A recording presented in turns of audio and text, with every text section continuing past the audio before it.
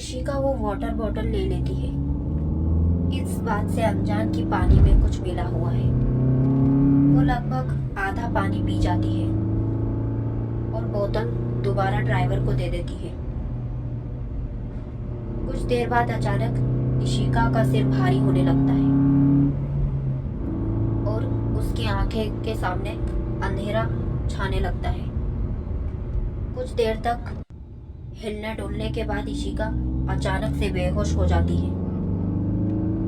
जब वो ड्राइवर देखता है कि इशिका पूरी तरह से बेहोश हो चुकी है तो वो कार एक अनजान रोड की तरफ मोड़ देता है। इधर दूसरी तरफ सुरेश जी वर्मा हाउस पहुंच गए थे। वो हॉल में बैठे हुए इशिका का इंतजार कर रहे थे। कई बार उन्होंने इशिका को कॉल लगाने की कोशिश की थी, लेकिन इशिका का फोन स्विच ऑफ आ रहा था। उन्हें इंतजार करते हुए लगभग 1 घंटा हो चुका था, लेकिन अभी तक इशिका का कोई अता पता नहीं था। अब सुरेश जी को चिंता होने लगी थी कि तभी उन्हें किसी के कदमों की आवाज आती है। वो अपनी आंखों में चमक लिए सामने देखते हैं, लेकिन अगले ही पल उनकी चमक फीकी पड़ जाती है, क्योंकि उन्हें लगा था कि शायद इशिका आई होगी, लेकिन वो तो अशोक जी थे। तो उनका चेहरा मायूस हो जाता है। अशोक जी सुरेश जी की ये मायूसी देख लेते हैं। वो सुरेश जी से पूछते हैं, क्या हुआ सुरेश जी, तुम उदास लग रहे हो।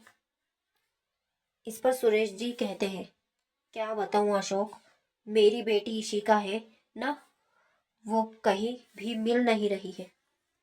मैंने उसे कॉल भी लगाया था, लेकिन उसका फोन भी बंद आ रहा है। यहाँ तक कि मैंने उसके कॉलेज में भी फोन लगाया था, तो वहाँ से मुझे पता चला कि वो कॉलेज से 1 घंटे पहले ही जा चुकी थी। इस पर अशोक जी कहते हैं, शायद वो अपने किसी फ्रेंड के घर गई होगी, तुम इतनी चिंता मत करो।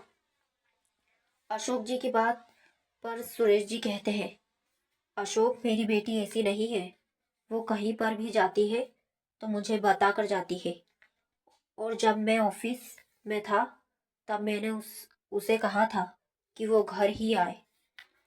सुरेश जी की चिंता को देखकर अशोक जी उन्हें तसल्ली देते हुए कहते हैं,